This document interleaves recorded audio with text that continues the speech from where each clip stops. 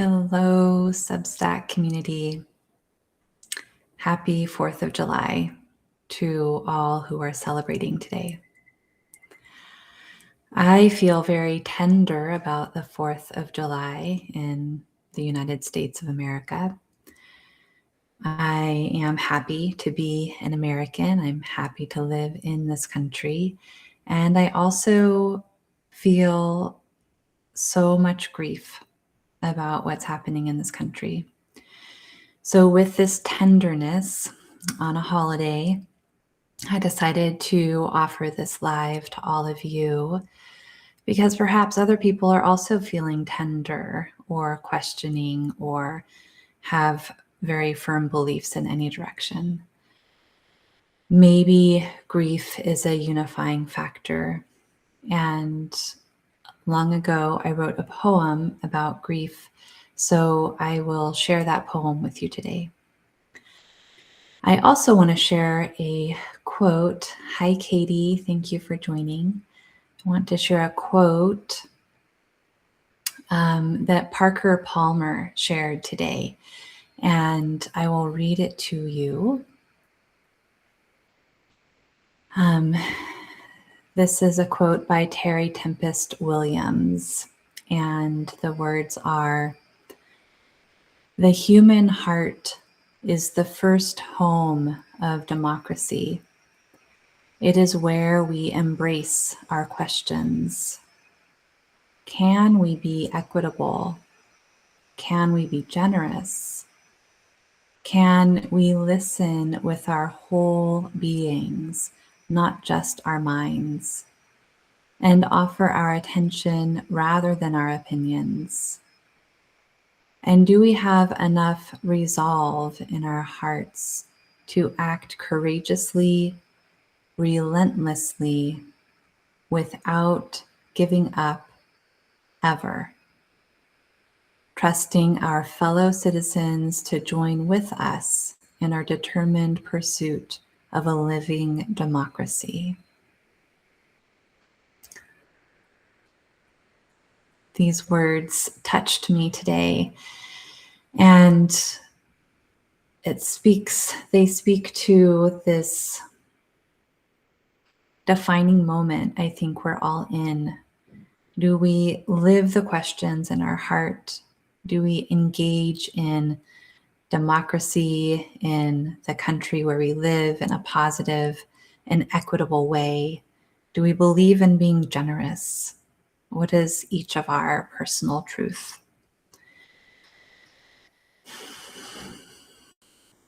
I don't have any answers, but I am a deep feeler. And that's what leads me to teach meditation and to sit with people in healing ways. I believe in allowing the heart to tell its story. And I find that when we as human beings listen to our own hearts, wisdom can come through. And with that wisdom, positive action that touches one or many can happen. I also firmly believe in helping one person at a time. So it doesn't matter to me how many people my voice touches, the more the merrier, but one is enough. I have been one person in a room of many where I was touched by someone's words in a way that I needed to be touched. So one person at a time is just fine. We can reach out with kindness, generosity, equanimity, one action at a time, one thought at a time, one loving deed at a time.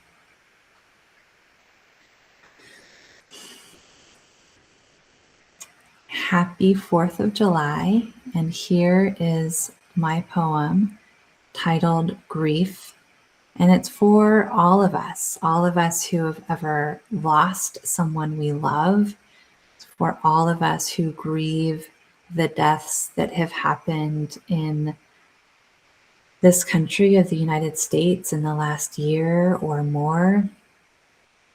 It's for all of us who have lost an ideal or a belief or something they wanted to be true that hasn't come forward to be true yet. Grief can take so many different forms, and so I offer this, I share these words for all of us in any way that grief might be touching our lives today. Grief. It's like this for me. I am made to listen to water more deeply. My eyes are lifted upward. Ever-changing sky fills me with awe and wonder.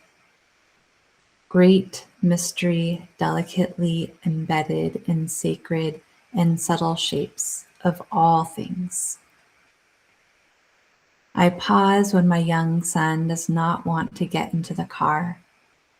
I find myself suggesting we walk instead.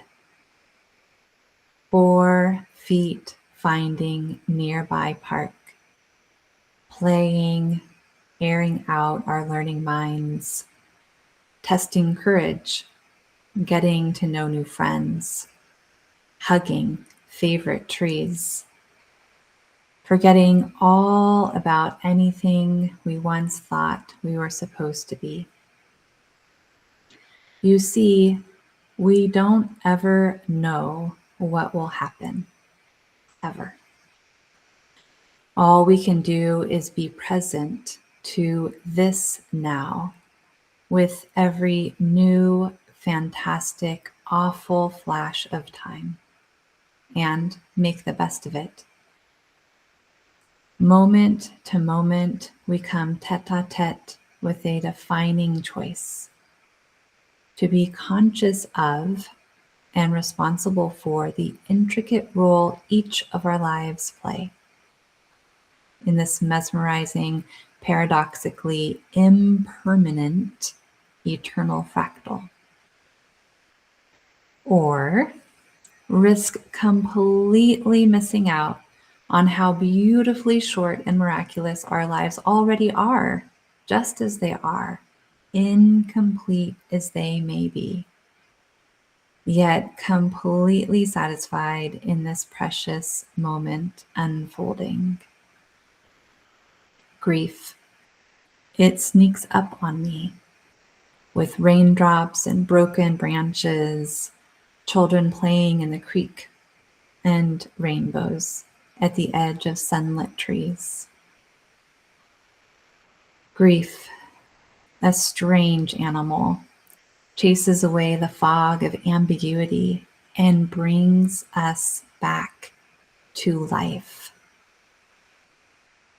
The healing of grief's clarity envelops me beneath a blanket of treasured moments, love's beginningless presence, unending with the starts and stops intertwined within a lifetime. Warm, living on, freedom.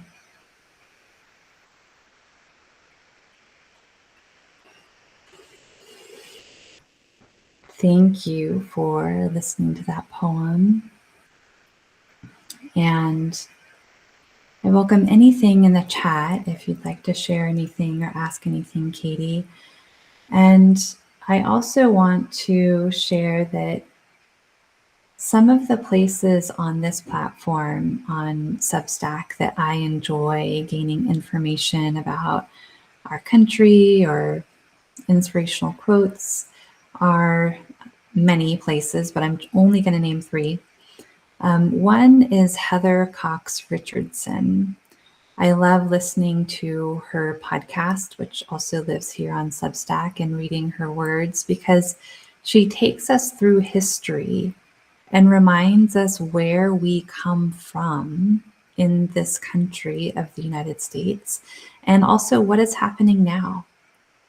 And looking at both at the same time, the historical context and the present moment, I find very valuable. So you can find her, Heather Cox Richardson. And then my dear friend, Alora Chistakoff, she can be found at at Turn AZ Blue. She lives in Arizona. So at Turn AZ Blue. She is beginning to write 250 ways that she loves this country. She is a first generation American.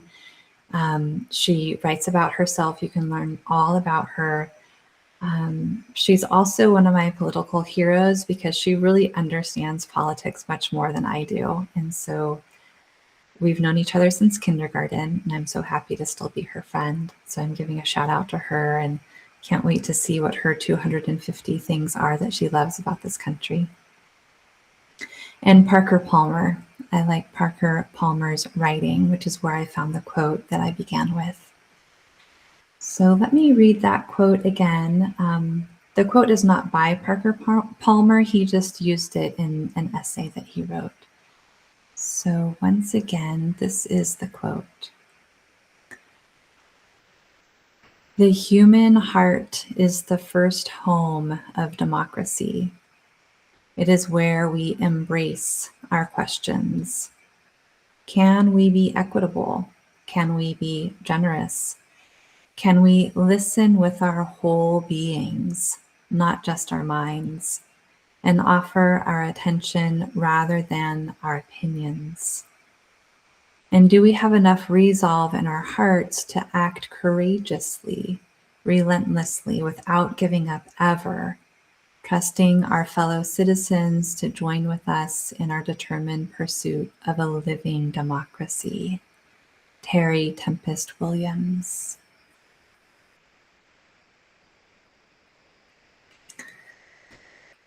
So in celebration of the 4th of July in the United States of America, 250 years of being a country, I truly pray for equitability, equality, justice, the kind of freedom where people actually feel free. I pray for the resolution of fear. I pray for people to see people as people, which is actually something else I wanted to mention.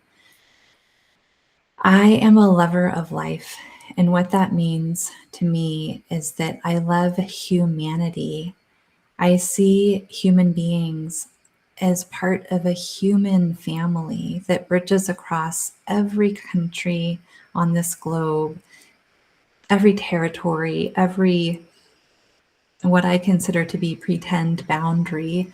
Of course, there are reasons that we have boundaries in countries and all of this, but the humanity, people are people, all genders, all colors, all languages, all nations, all beliefs. We're all people. And I pray that in this country and beyond, more and more of us see humanity in ourselves and each other. And I pray for the compassion of humanity and for humanity to grow benevolently.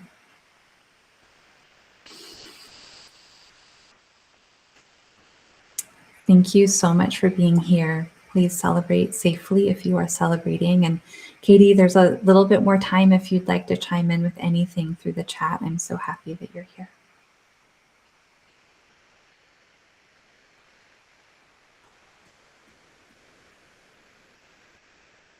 Oh, and Diana is here too. Hello. Thank you for being here.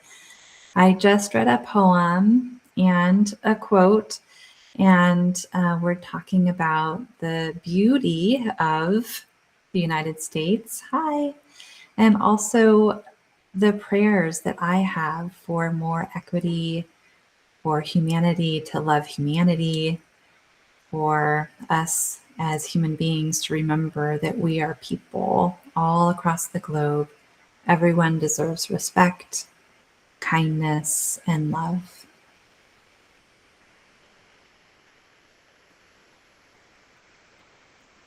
So I'll wait another moment in case anyone would like to write more in the chat or ask any questions. I'm totally available for you. I'm happy to be here.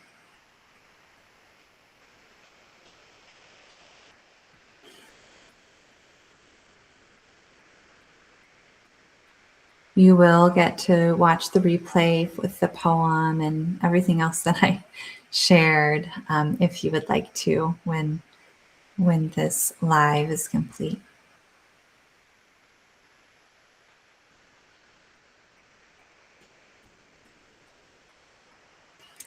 So, with a tender heart and love for all of you, thank you for your presence. Thank you for being alive. Thank you for being here. And thank you for being you.